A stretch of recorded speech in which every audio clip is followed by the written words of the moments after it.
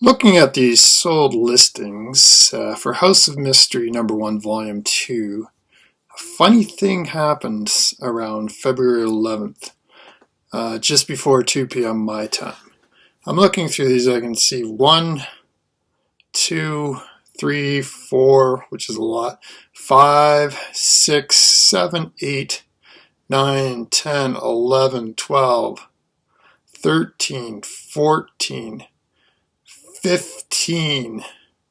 There's more that sold on that day, but within that hour, 15 of those comics from 2008 sold. Bit of a mystery there, isn't it? Including one listed in Near Mint Plus for a whopping $6.27 Canadian.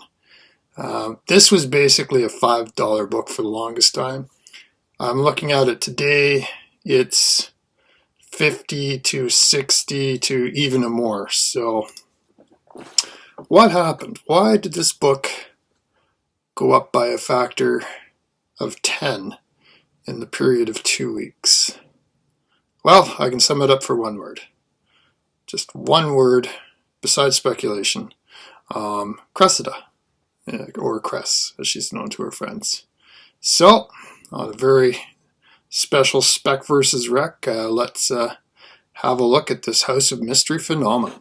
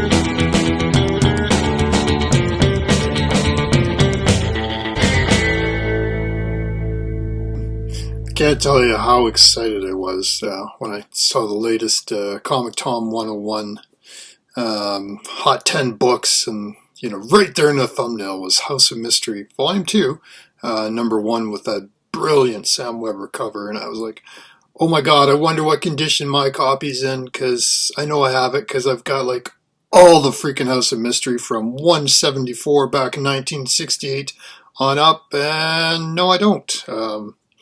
Sad to report that I'm missing the first 4 issues of the second volume of House of Mystery. I've got this bad boy right over here. This is the oversized House of Mystery. Way back when. I've also got another lovely one right here, which is the Ghost, which I've always loved this cover.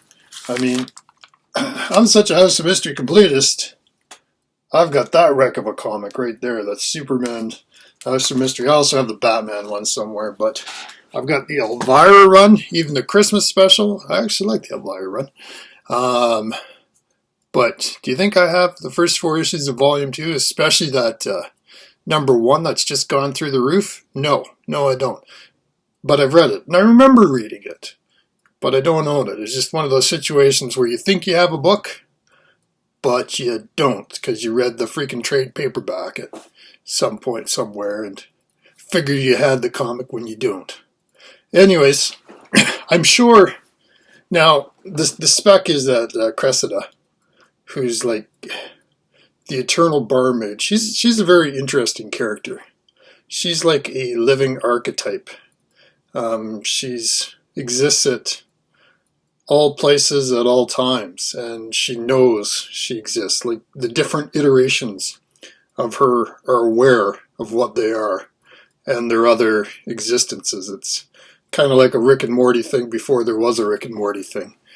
So she's basically like a sentient archetype of herself, which great. She's not the main character by any stretch of that series. That would be Fig, the blonde.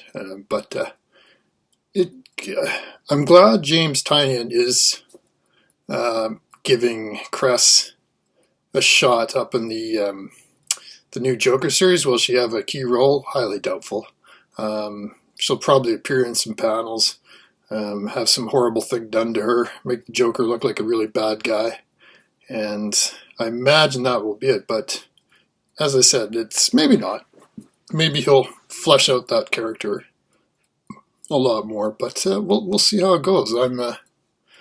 I did order Joker #1, so we'll see when it comes in.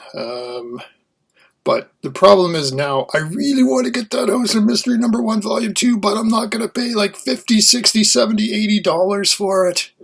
But I have the feeling in about 3, 4, 5, 6 months time it won't come back down to $5, but I have the feeling it won't be 60 anymore. So we'll see how that goes. I wanted to give a call out to Mr. Miracle Comics, another YouTube channel. He had 5 undervalued comics. More speculation, but this one wasn't even one of his undervalued. This was kind of at the end where he was doing some, I guess, deep speculation. But this is Infinite Crisis #3, Jim Lee cover variant. It's actually the first appearance of Jaime Reyes, who's the new Blue Beetle. He doesn't appear in costume until #5, but I think I picked that up like 2 weeks ago on eBay in Near Mint Plus for like $13 Canadian, be about $10 American. Now there's supposedly a movie coming out, so that's good. It just goes to show you that, hey, sometimes these YouTube channels, when they're sort of saying, hey, it would make sense if, in this case, DC would focus on more of its younger heroes for its upcoming movie projects, as opposed to doing the umpteenth Batman movie or Superman origin story again. Is move into younger heroes.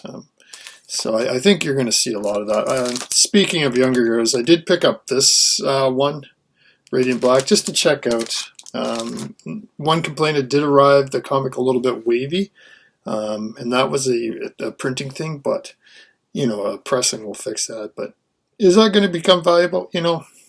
Probably not.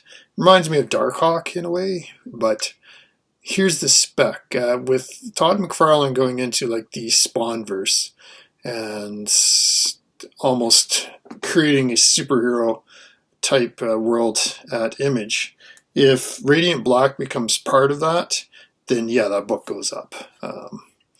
But if not, it's like I said, it was still an enjoyable read. Not really my style because I like the scary stuff, but I'd also promised earlier that I would get into this one, but maybe we'll save that wreck for another issue. I got so excited about the whole House of Mystery thing that I wanted to do that, and I wanted to educate people a little bit on Cressida. There's not a lot of information out there about that character. She's not very well known at all. But I'm super happy to see James Tynion IV. He's kind of doing the Donny Cates thing, pulling from the past these minor characters into his stories. Just give them a little spotlight, and it increases the speculation as well on those older comic books. So it's kind of cool like that. And like I said, Cressida is a really good character. I do enjoy her. I also think Anne, the pirate, she's super cool as well. Fig was kind of interesting, but again, it's just maybe a little too angsty there.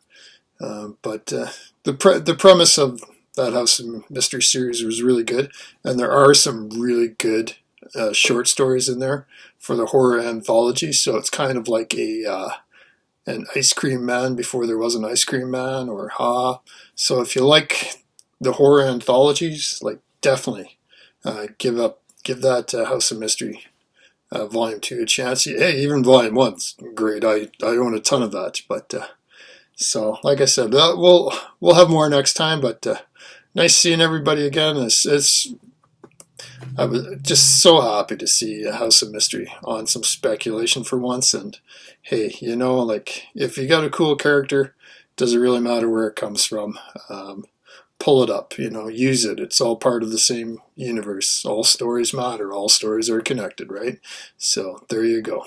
Anyways, until next time, Spec versus Rec, and good reading, guys. Well, girls, we'll talk to you later. Bye-bye.